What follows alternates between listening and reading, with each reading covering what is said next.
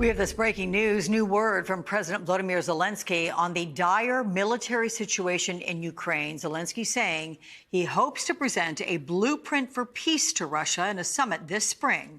Those remarks coming at a conference held to coincide with the 2-year anniversary of Russia's invasion. Zelenskyy also saying that 31,000 Ukrainian soldiers have been killed in this war, giving the first official figure for more than a year. Joining me now are NBC News chief foreign correspondent Richard Engel and former FBI special agent and MSNBC national security analyst Clint Watts. Gentlemen, I'm glad to have you both with me here. So, Richard, can you tell us, or what can you tell us about the peace plan that Zelenskyy plans to propose? I mean, what is his message to the world as this war is entering its 3rd year? It is, and right now there is a big conference going on here in Kyiv that the government has organized. They're using this moment as a restart, as a reboot, they're calling it. Yesterday, President Zelenskyy spoke to the Ukrainian people. He was telling them that they need to stay strong, they need to keep fighting, that they can't give in, even though it's difficult. He spoke about the need to get the soldiers more time off and to get them more consistent rotations. Today, he was really addressing the foreign media, trying to talk to the world, because they realize here that Ukraine has a crisis. They're starting to lose territory. They're low on ammunition. Supplies from the United States, weapons and ammunition, are both held up in Congress. So Zelensky's message was, we are going to try and use this moment to outline our vision for the future. And part of that vision, Alex, was this peace plan that he talked about. And he says that this is a 2-step process in which, starting in the spring in Geneva, they would be a gathering of Ukrainian officials. Russia wouldn't be invited to this first peace summit, as they're describing it here in Geneva in the spring. It would be an internal meeting between Ukraine and its allies to effectively come up with terms.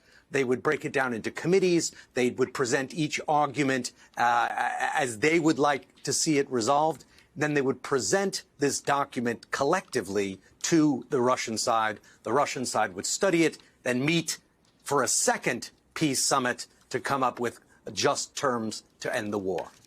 So a very complicated process. I asked him, he also just gave one more thing.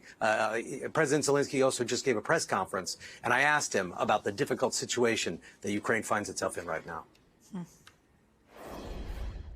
My colleague from Italy, I just returned from the frontline areas in Chasiv Yar, and things look very difficult right now.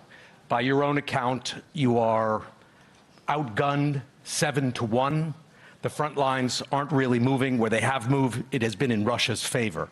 So my question is this the weakest time that Ukraine has found itself in since that initial phase of the war when Russian troops were literally at the gates of Kyiv? You have a complicated question. I don't think this is the weakest, point.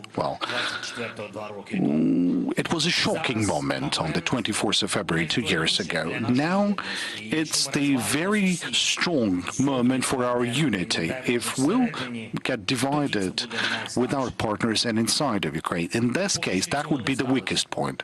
At this moment, we didn't have something like that. We understand there was a focus of everyone to this event, and we understand how important it was for journalists to pay attention to this tragedy.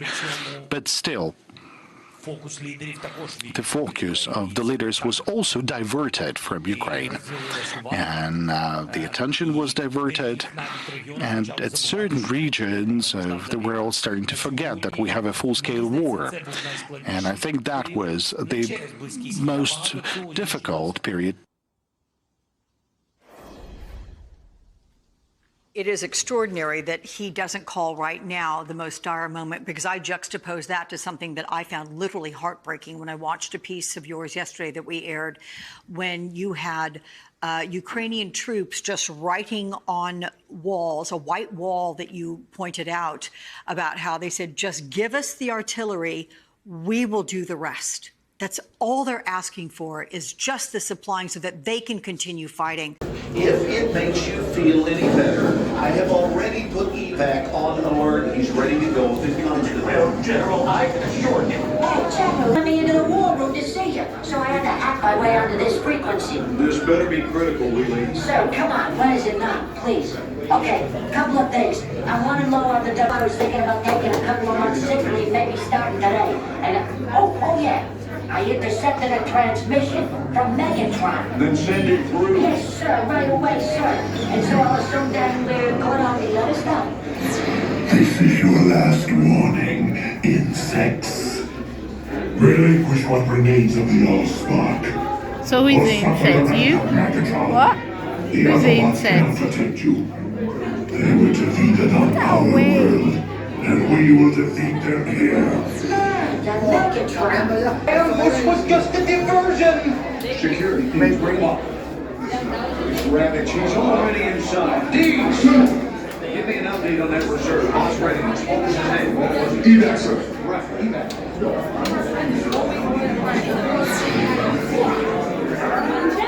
She's right in front.